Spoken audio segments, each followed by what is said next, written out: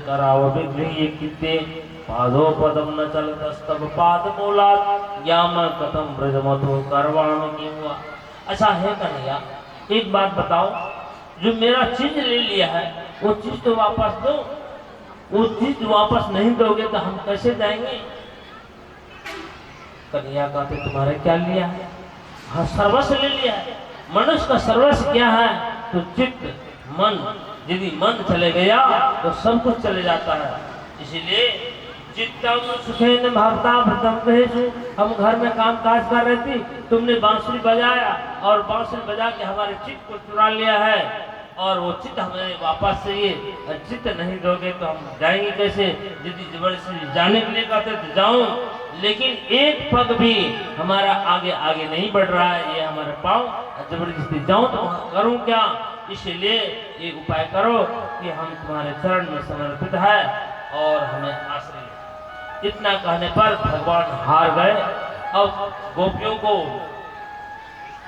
को अब अपने चरण में आश्रय देते हैं और गोपियों के साथ कुछ खेलने लगे, हाथापाई काम करने लगे।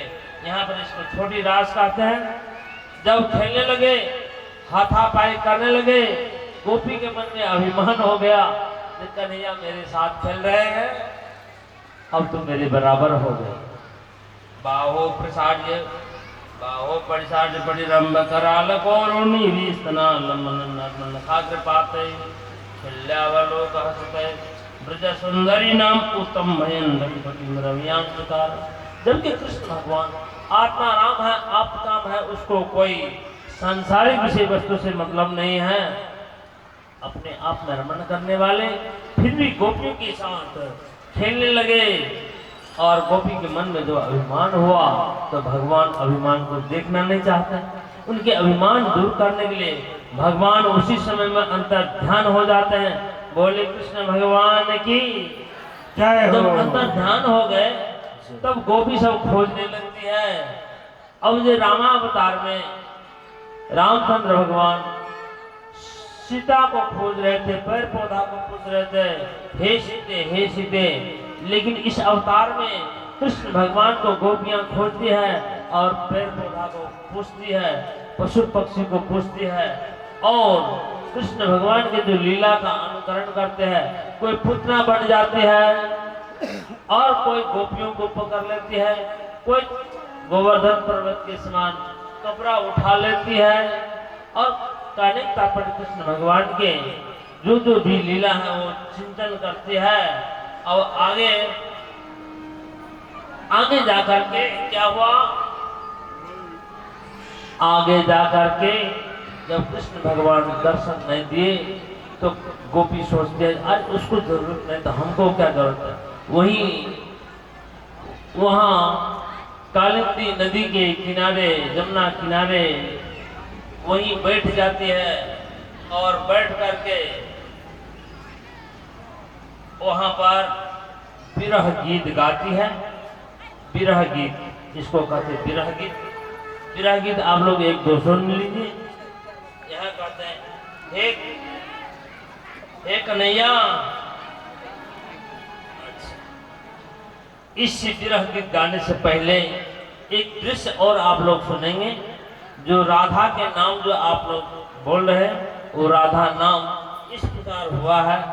जो कृष्ण भगवान एक गोपी को छिपा करके निकल गए, उस गोपियों में से एक गोपी को छिपा, जो गोपी के साथ खेल रहे थे उसमें से एक गोपी को छिपा करके अंतर्धान हुए और ये पीछे से गोपियां सब खोजती हुई आ रही है और इधर कृष्ण भगवान के जो चरण चिन्ह देखती है, दो पुरुष का, दो व्यक्ति का वहाँ चरण चिन्ह, और गोपी सब कहती ये देखो यहाँ पर आया हुआ है, यहाँ पर उसका केश मारा है, यहाँ पर बैठा है। और फिर उस गोपी के साथ वो कृष्ण भगवान आगे निकल गए हैं।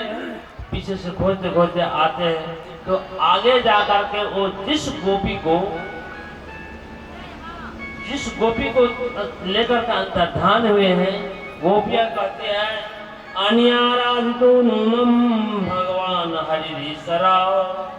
अन्याराधितो इसलिए भगवान की आराधना किया है। इसीलिए इसको साथ में लेकर निकले हैं। और वो भी गोपी को आगे जाके अभिमान हो जाता है। वो गोपी कहती है, हे कन्हैया अब हमको चला नहीं जाता है, अब पाँव थक गया है, और यदि जहाँ जाना चाहते हो हमको लेके जाओ। कृष्ण भगवान कहते हैं, अच्छा ठीक है, तुम लोग थक गई है तो मेरे कंधे में बैठ, तुम थक गई तो मेरे कंधे में बैठ जाओ। वो गोपी कृष्ण भगवान के कंधे में बैठने के लिए तैयार हो गई। देखिए कितना मर्यादा का उल्लंघन कर रही है। जब कृष्ण भगवान के कंधे में चढ़ने के लिए तैयार हो गए, कृष्ण भगवान वहां भी अंतर ध्यान हो जाते हैं। बोले कृष्ण भगवान की जय। वहां भी अंतर ध्यान हो गए। और जब पीछे से गोपी सब आए तो क्या हुआ तुमको तो लेके चले थे। वो सारी वृतांत बनाई जो हमको ऐसा ऐसा घटना हुआ। अब वहीं जा किनारे में बैठ करके और सारे गोपियां यहाँ विरह गीत गाते हैं।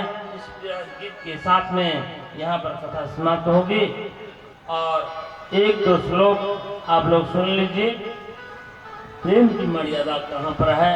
कभी कभी बहुत अनुनय विनय भी होता है, तो कभी कभी गाली भी करते हैं। गोपी गाती है, जयति तेतिकं जन्मना प्रजा सयत इंदिरा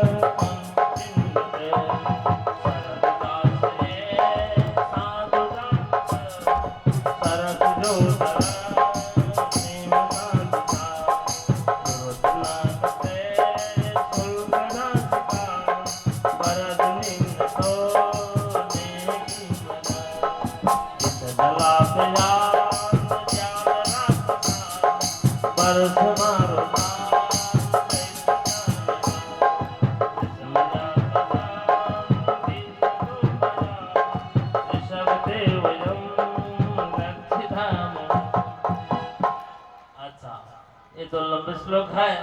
इसलिए इस गान में लोग गंदा रास करते हैं।